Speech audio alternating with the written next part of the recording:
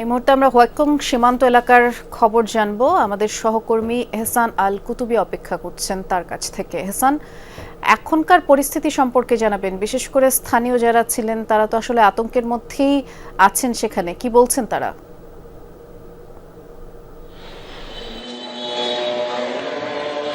বৃষ্টি, আতঙ্কের মধ্যে আছেন সেটা যেমন সত্য, তারা সেখান থেকে আর কোথাও যে যাওয়ার সুযোগ নেই সেটাও সত্য।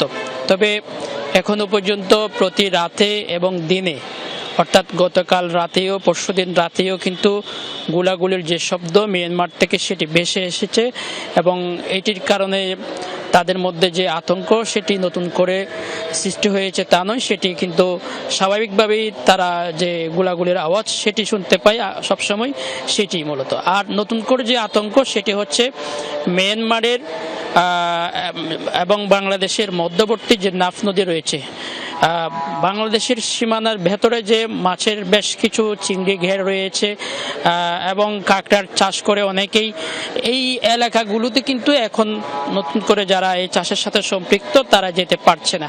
কারণ হচ্ছে গতকালকেও আমরা দেখেছি একজন স্থলমাইন বিস্ফোরণে তার পা পড়ে গেছে এবং বেশ গুরুতরভাবে আহত হয়েছে। সেই কারণেই নতুন আতঙ্ক তাদের মাঝে দেখা দিয়েছে। তারা মাছ চাষের যে কাজ সেখানেও যেতে পারছে না, আবার নাফ নদীতে যে মাছ ধরার যে তাদের নিয়মিত কার্যক্রম সেখানেও যেতে পারছে না। গতকালকেও আমরা দেখেছি, গতকাল সন্ধ্যার দিকে স্থানীয়রা মশাল মিছিল করেছেন, প্রতিবাদ জানিয়েছেন। এই ঘটনা বারবার যে ঘটছে, একের পর এক ঘটনা, মিয়ানমার থেকে যে বারবার গোলার শব্দ নয়, গুলি এসে পড়ছে মানুষের ঘর বাড়িতে, বিশেষ করে ছোট ছোট বাচ্চারা যা আতঙ্কের মধ্যে বাইরে খেলাধুলা করে, তাদের নিয়ে কিন্তু পরিবার সবচেয়ে বেশি দুশ্চিন্তায়।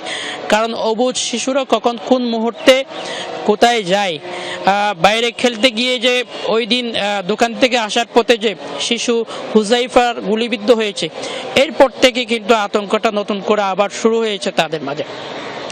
তারা দাবি জানিয়েছেন যাতে সরকার এটা নিয়ে কোনো ব্যবস্থা গ্রহণ করে এবং পাশাপাশি বর্ডারে যেহেতু বিজিবি কাজ করছে এবং নাফ নদীতে যেহেতু কোস্টগার্ড কাজ করছে, তাদের নিরাপত্তা জোরদার সহ যেসব স্থল মাইন এখনো পর্যন্ত বাংলাদেশের সীমান্ত বলেন বা বর্ডার এলাকায় রয়েছে, সেগুলো যাতে বিস্ফোরণ ঘটানো যায়, সেগুলো শনাক্ত করা যায়, সেটা নিয়ে তারা তাদের নিরাপত্তা নিশ্চিতের আহ্বান জানিয়েছেন। ধন্যবাদ বিস্তারিত জানানোর জন্য এহসান।